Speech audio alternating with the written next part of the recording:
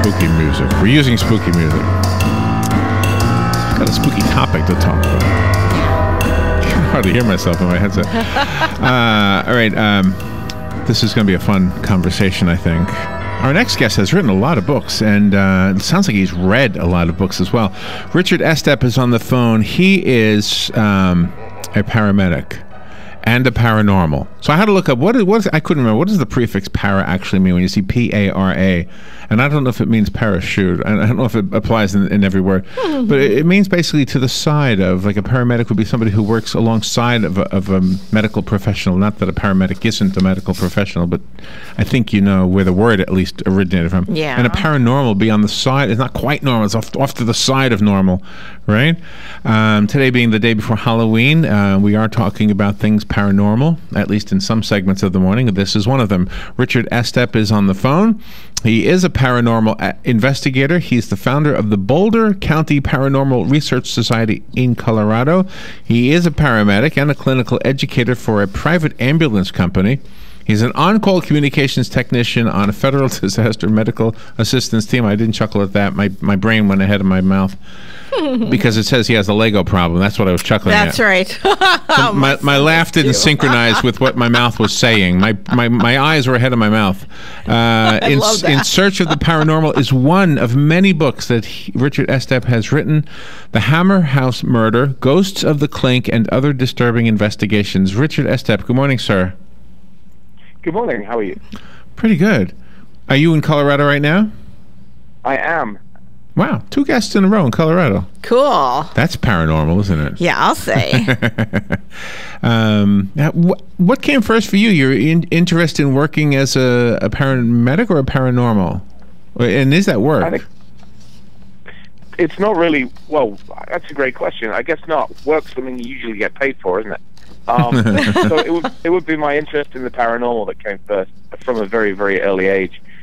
Medicine is something I discovered when I came to the U.S. and became a firefighter in 2001. Your bio said, or your website said something about you became interested in the paranormal in your grandparents' haunted house in England. That's right. I didn't run into any of the ghosts there myself, but I was told the most amazing stories about things that had been experienced by the family there over the years. So I always wanted to encounter one of those ghosts myself, but they had packed up and moved on by the time I was born. They packed up and moved on. Wow. Have you had any experience? Are you what do you call it? Paranormal? What is it when you're sensitive to that? Are you sensitive to ghosts? I mean, can you detect that they're there?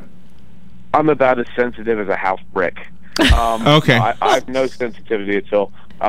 And honestly, it's good that way because I come in and give an objective, scientifically based assessment and opinion rather than really sensing things. And do you use technology to determine if something's real or not? Yeah, absolutely. I'm interested in what can I measure and to how many decimal places. So do you have any, like on a scale of 1 to 10, how much do you believe, like could you believe, is it possible to have a 10 on my question here, where you absolutely believe that a departed spirit, a ghost or something is communicating with you?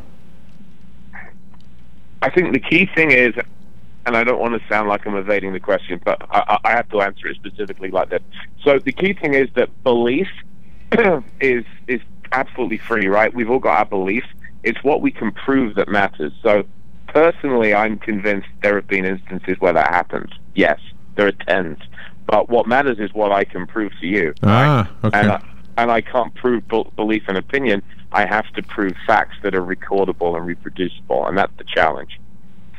Okay. Yeah, but if I said to you, last night I had a dream and my departed cousin came to me and said, be careful, don't drive down Highway 200 because there's going to be a cow in the road and you're going to hit it if you go.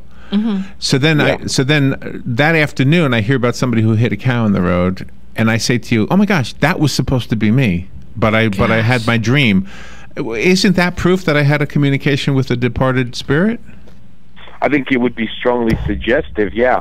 You could also look at the alternative explanation, though, that perhaps you have abilities to sense the future in the way your mind lets you know about them your form of intuition is in the form of a dream from somebody that has now passed on. So I think either explanation would be possible. Okay, yeah, that makes sense. Yeah. Do some people try to make themselves believe that they can do this, and they try to force this upon themselves, and in reality nothing's happening? Yeah, absolutely. I mean, there was one case, and it was very sad because it was the young couple who had came to the U.S. from Mexico.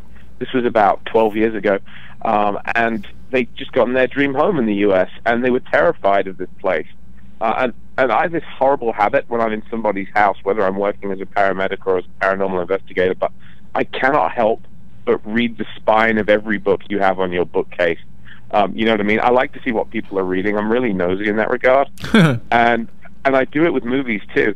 So I looked at these lovely people's DVD collection, and it was The Exorcist, you know, and a whole bunch of movies along those lines. So they were interested in the topic.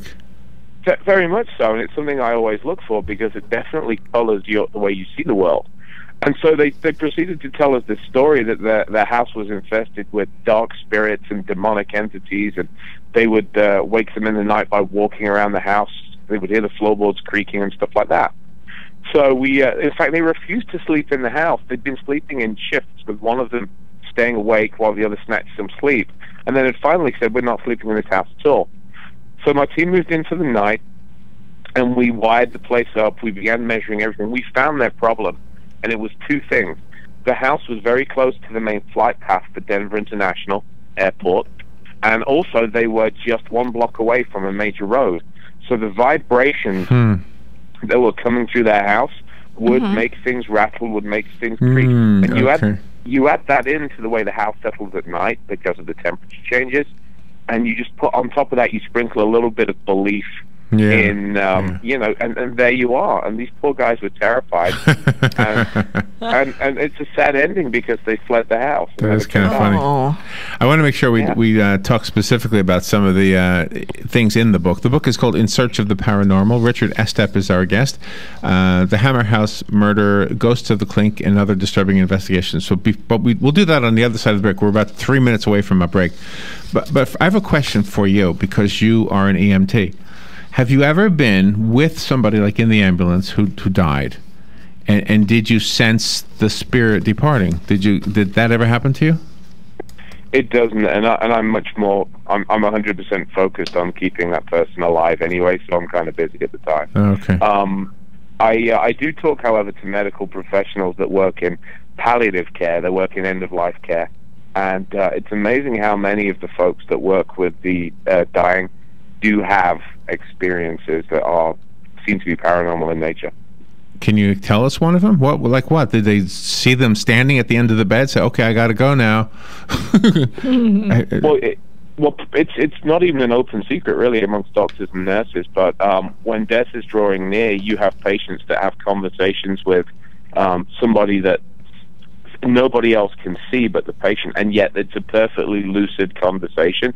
So you can see patients that have been confused, have been even comatose for days, and then suddenly they'll open their eyes and speak to someone very lucidly that nobody else can see. And it's that thing of hearing one half of a conversation when you're in the room and somebody else is on the phone. You know, you can kind of tell there's a conversation going on. You're getting one side of it. Yeah. That's very much what is reported. It's common too, extremely common. Do you know what else I wanted to throw into the mix, because you just reminded me of it? I've witnessed a little child, 3 years old, talking to somebody who just died. I mean, and that's also very common. Yeah. And it's not even a mystery. It's not even scary. It's just like, oh, who are you talking to? And they'll tell you the name of the person. You go, oh my gosh, that person died like last week or something. It's like, wow. And that's actually happened, not to me. I wasn't the kid, but I was with a child who was doing that. Yeah. And I couldn't decide. I mean, are they just playing make-believe, or was there really something there?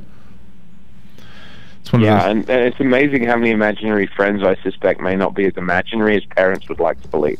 Yeah. Oh my gosh, I love that statement. That puts a new perspective on things now. All right, let's take that break. The book is called In Search of the Paranormal. The Hammer House Murder. I want to make sure we touch on that. The Ghosts of the Clink. I want to hear what that's about. And whatever else is in the book that Richard Estep has written. What a fascinating conversation this day before Halloween, not Thanksgiving. We'll be right back.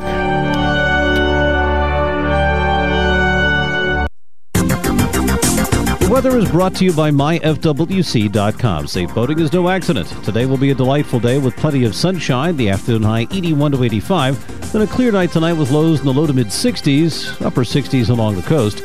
For tomorrow, partly sunny skies and warm. The high 82 to 86. For Sunday, sunshine, some clouds, and very warm, high 84 to 88. From the Florida Weather Center, I'm meteorologist Joe Lundberg. Keep up with what's going on in the downtown area with Ocala Downtown Newspaper. Delivering thousands of newspapers to businesses in the downtown area, Ocala Downtown is there to keep you informed. They even have Tom's Picks, a free referral for people who are looking for a company to do work for them. Tom's Picks will refer the company that fits your needs, and all we ask in return is that you tell them where you heard about it. It's simple. For more info, just call Tom's Picks, 352-804-1223, and pick up your copy of the Downtown Ocala newspaper today. Now read Ocala Downtown newspaper online. Florida State looks to rebound from a tough loss to Georgia Tech last Saturday by welcoming in the Syracuse Orange in Doak Campbell Stadium right here on WOCA The Source, brought to you by Tri-Eagle Sales, your local Bud Light distributor in Marion County. Kickoff is at 12 p.m. this Saturday, Florida State versus Syracuse, right here on 1370 AM, 96.3 FM, WOCA The Source. Do you have areas that have started sagging or drooping? Is what you're looking at not quite the same as it was years ago? Are there enhancements you've been putting off? Is there serious damage you need fixed? Then call on us, Damage Control Services. When your roof is sagging and the drywall is drooping after a storm, or your home just needs some enhancements, from damage repairs to new construction, Damage Control Services is here to help. 17 minutes after 11 o'clock. Thank you for tuning in. We are on the phone with Richard Estep. He is out in Colorado. He has written a book called In Search of the Paranormal. I just went to Amazon and found the book on Amazon. He has some pretty good ratings on here. Let's see. He has, it looks like a 5-star rating after 17 customer reviews have read the book. When did the book come out? Amazing. Richard, when did the book come out?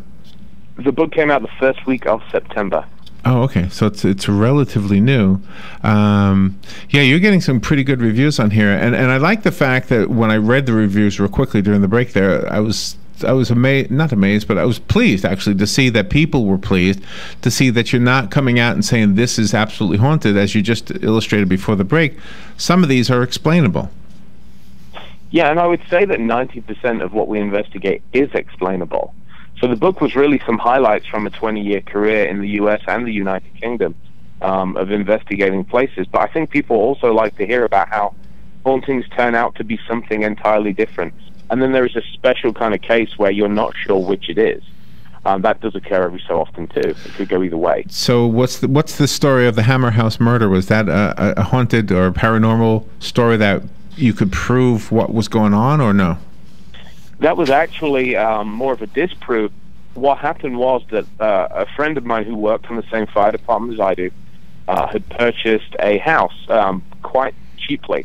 And the reason was the former occupant had been beaten to death with a hammer. Oh, my God. And it turned out that unfortunately there was a drug deal situation gone bad and a whole criminal backstory to it. But you know how it is. Every every neighborhood has that house which the kids make stories about. You know, it's that haunted house. It's the one you challenge other kids to run up to the door and knock on it and run away or something like that.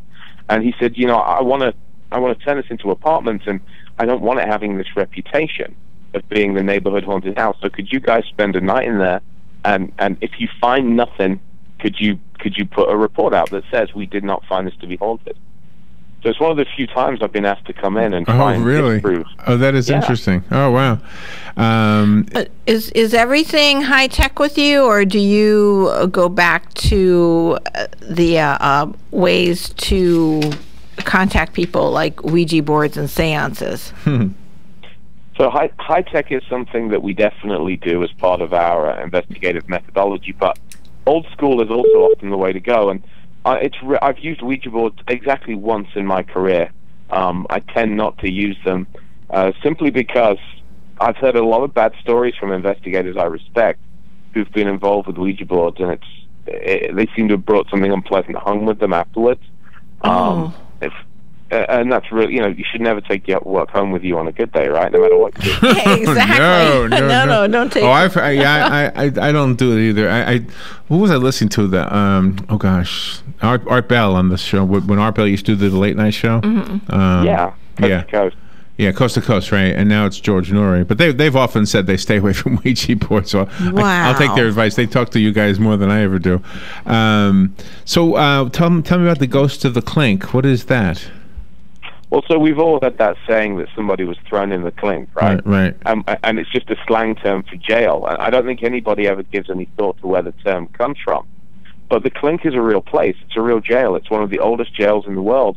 And it's in London, not too far from the River Thames, one floor beneath the ground. It's hundreds and hundreds of years old. And it's pretty much one of the original London prisons. It gets its name because when you went there, when you were imprisoned, they would put you in shackles and they would hammer an iron pin into the manacles to keep you secure. And the clink, clink, clink of the jailers tapping with a hammer on the pin, that took away your freedom sometimes for the rest of your life, is how the clink got its name. So it's a very old historic prison in London. Wow. And so you went there. Now, was there anything there that you detected? What was your conclusion there? There were some things that were unusual, and that I just said that it's the one time in my career that I've ever been involved with a Ouija board. Some of the investigators wanted to give that a try, and I thought, well, I've got my reservations, but if I'm ever going to do this below the streets of London in a building that's older than many countries, why not? Let's give this a go. Wow. And we did not. Yeah, and the Clink is known for its historical ghosts, such as a doctor from the era of the Black Death and various jailers and victims and things like that. But we did not reach any of those guys. What we did come through was the recently deceased father of one of the investigators came through on the Ouija board and gave her some very specific messages that totally convinced her she was talking to her dad. Whoa. Oh, now that's scary. That's spooky stuff. Well, on your website, there's a photo of you, and you're standing in front of a wall that looks like it's got blood all over it, and there's a sign that says intensive care unit. What's going on in that picture? That involves what I'm going to do tonight, actually. I don't know what your Halloween plans are. I'm moving into a haunted hospital for a week, just outside Salt Lake City. The place is the old community hospital for a town in Utah, which was closed down, and they made it a Halloween haunted house attraction. And so the intensive care unit is now part of this Halloween haunted theme house. Okay, so the blood on the wall is fake. Absolutely. Okay. I wouldn't be looking so cheerful otherwise. Yeah, I know. It looks like you're on vacation. And I was actually. I was spending the night locked in that old hospital, and I'm moving in for a week, beginning tomorrow, to investigate the claims of ghosts and hauntings in that hospital. Will you be by yourself, or do you have a team of people you will be working with? I'm taking a team, including a number of paramedics, because one of the experiments we'd like to conduct is the old emergency room is still there, and the equipment is still there, including the original beds and the lamps and stuff like that. Even the original defibrillator and heart monitor is still there. Oh. So they just upped and left this place. And so we're going to take in a medical mannequin that we use to train paramedics and EMTs, and we're going to simulate some cardiac arrests, including pushing medications and putting in breathing tubes, and seeing if we can generate any paranormal activity in that emergency room by doing it. Are you going to film everything and then maybe have a collection so we could view that when you're done? You know, I'm absolutely going to film it. The next book I have out is in January. That's called The World's Most Haunted Hospitals. And the hospital is covered in a book. Oh, and wow. so I will put any fun results online that people can go along and see and judge for themselves. Why do you think spirits haunt like houses? Why isn't there a spirit like haunting the field? You know, there are. Yeah. Oh, there are. They're haunted. Car. Haunted like what do you say? Haunted farms? Yeah. There are outdoor ghosts, absolutely. I mean, really, you have to look at not so much buildings, but what has taken place on the land. Okay. So, I mean, a great example, if you want to look at a classic outdoor haunting, look at Gettysburg, where pretty much the entire area is replete with ghost stories. And it's not hard to see why, is it? Okay, but so if ghosts are departed spirits that haven't found their way to heaven yet, and I've heard that before, I'm sure you've heard it too. What are they waiting for? I mean, it's been 200 years. Somebody hasn't given them the word yet. You can move on to something better. You're just walking around the same place. Well, and you just hit the nail on the head. You said if ghosts are departed spirits, and the truth is that the word ghost, it's an umbrella term, and it means actually several things. Some ghosts are no more real than if you flip a movie on TV. You're watching a movie and you're seeing actors, you're seeing people walking around. They're not aware of you. They're a recording. They're not actually there in any meaningful sense. They're an image. And the same is true with a lot of hauntings. Although we do see people and the figures of people, they're no more there that we can communicate with than the folks in your movie collection. And yet there are others that are very interactive and that do seem to talk and communicate with us. So I think you have to look at the different types. But those that are interactive, I do wonder if the form of energy that they represent perhaps isn't quite subject to the same flow of time or passage of time as we are. That could be too, yeah. Oh, you talk about a ghostlit stage. Oh, that's right. The theater always tends to have its ghosts. And so I've investigated quite a few haunted theaters in my time, and a number of those cases made their way into the book too. Well, the book is getting very good reviews. It's only been out, a month or 2 months almost? Yeah. And it is called In Search of the Paranormal. I found it on Amazon. It's written by Richard Estep, E-S-T-E-P is how you spell Richard's last name. Do you have a website of your own? Oh, yes, you do. I'm looking at the printout from it.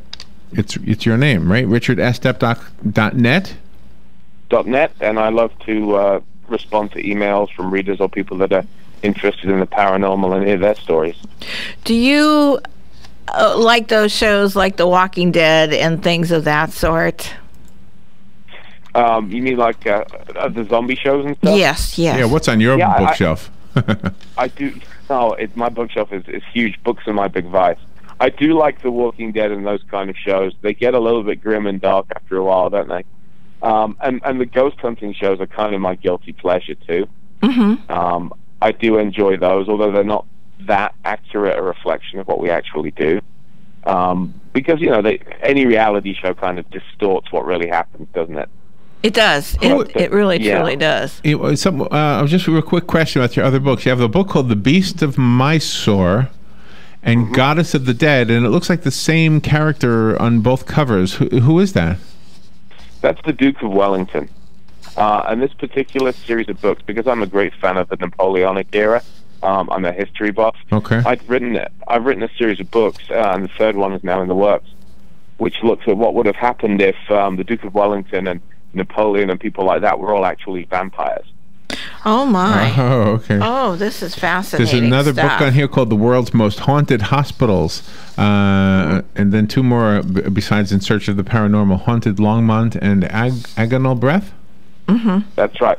Haunted Longmont is the history of my haunted hometown, or I should say my adopted hometown here in the States. And Agonal Breath is a good old-fashioned ghost story. I wanted to write a ghost novel set in an old sanatorium. Wow. Go to the website that I'm looking at, richardestep.net, and you will see what I'm looking at, and you can probably buy the books there, can you? Absolutely, or you can link to them, yeah. Okay. And, of course, Amazon and Barnes & Noble and all of the others. Well, be safe tonight in that creepy hospital. Whole week they're going to be there. Yeah. Whole week? Yeah. Be safe. Thank you. I'm looking forward to it. And you guys have a great Halloween. Thank you for being on the air with us. That was fun. We will be right back. This is WOCA.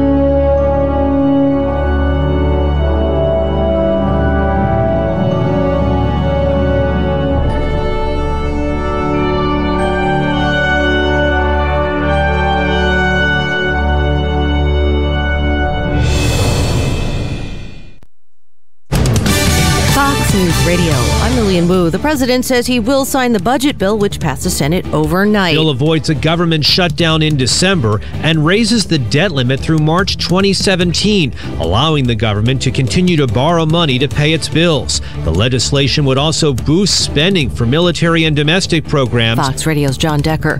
Critics say this bill gives the president a blank check for spending.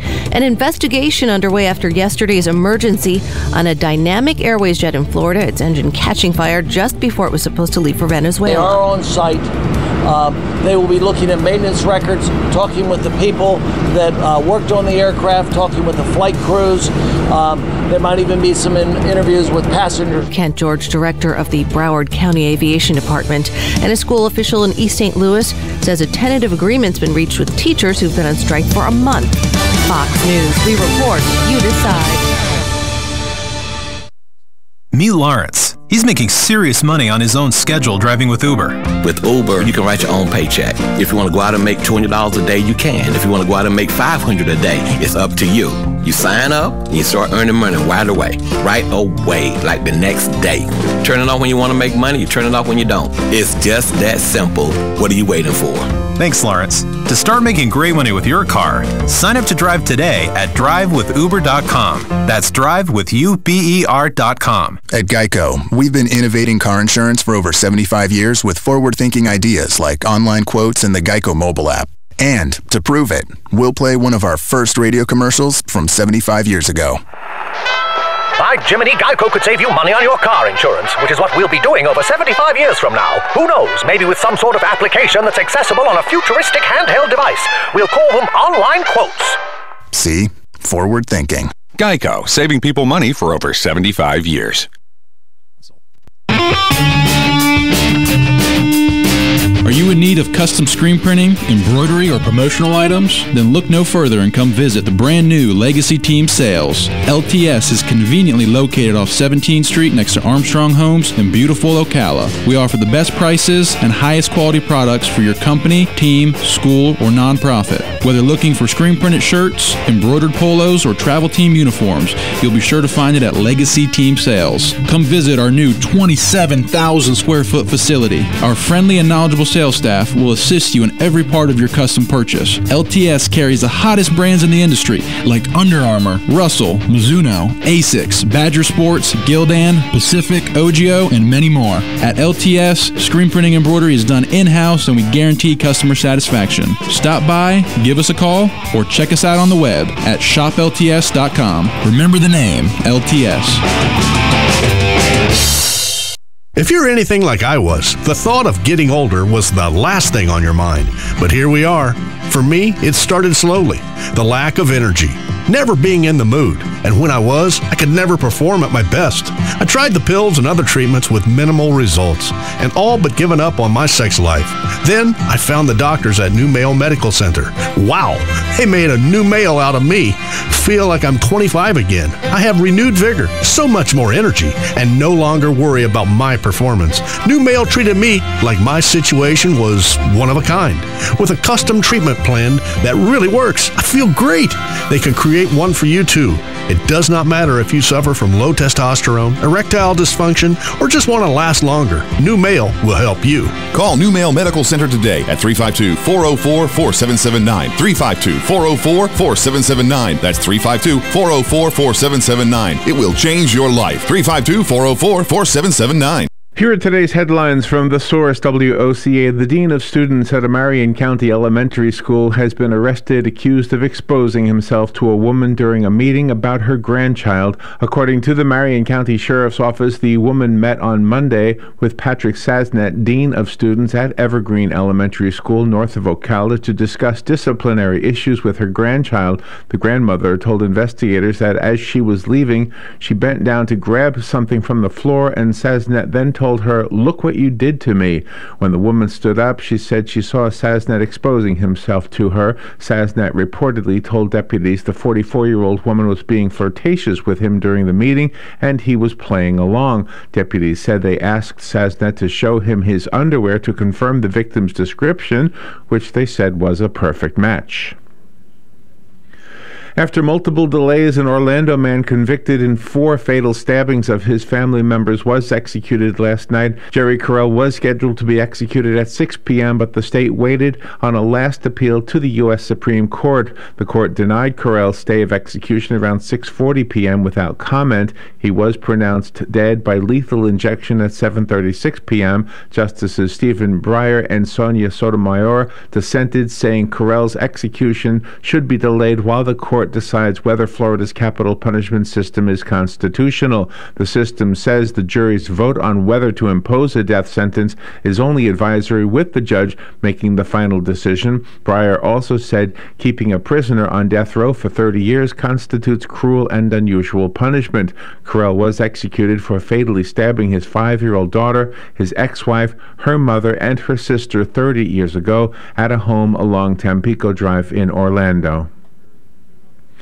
Animal rights activists searched yesterday for bear cubs they believe were orphaned during the recent black bear hunt in Florida. Volunteers with the group Speak Up Wakaiva claim several mother bears were killed, which left bear cubs on their own. Speak Up Wakaiva is the Seminole County-based environmental group that unsuccessfully tried to stop the black bear hunt. The group has an ongoing lawsuit against the Florida Fish and Wildlife Conservation Commission over the hunt. Fred Bowler, formerly with Florida Fish and Wildlife, and other volunteers are now combing woods in the very areas where hunters were killing bears last weekend during the state's first black bear hunt in more than 2 decades. Nearly 300 bears were killed statewide in the hunt. Bowler did not find any cubs during his search yesterday, but he says he is encouraged by signs of bear life.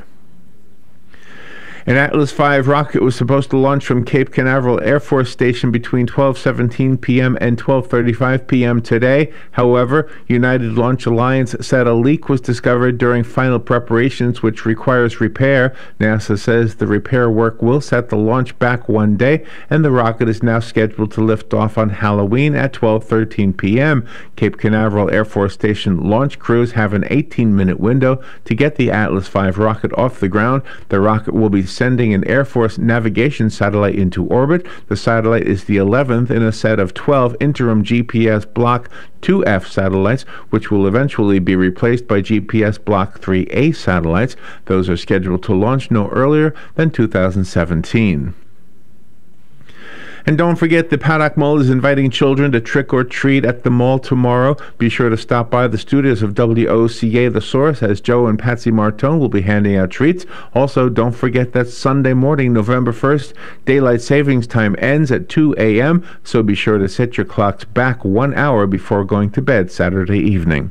And those are the headlines from The Source, WOCA 96.3 FM and 1370 AM. The weather is brought to you by myfwc.com. Safe boating is no accident. Today will be a delightful day with plenty of sunshine. The afternoon high 81 to 85. Then a clear night tonight with lows in the low to mid 60s, upper 60s along the coast. For tomorrow, partly sunny skies and warm. The high 82 to 86. For Sunday, sunshine, some clouds, and very warm, high 84 to 88. From the Florida Weather Center, I'm meteorologist Joe Lundberg. Today in Florida Ag News, I'm a Southeast AgNet. USDA's Natural Resources Conservation Service in Florida is now accepting applications from farmers and ranchers in the Apalachicola River watershed for a Regional Conservation Partnership Program, or RCPP project. This project is to improve water quality and quantity. Now, producers in Jackson, Calhoun, and portions of Liberty, Franklin, and Gadsden counties can apply until December 18th through a special funding of the Environmental Quality Incentives Program, otherwise known as EQIP, for fiscal year 2016. The Apalachicola Chattahoochee Flint Rivers Conservation Partnership Project covers 13 million acres in eastern Alabama, western Georgia, and the Florida Panhandle. The partnership will assist landowners in implementing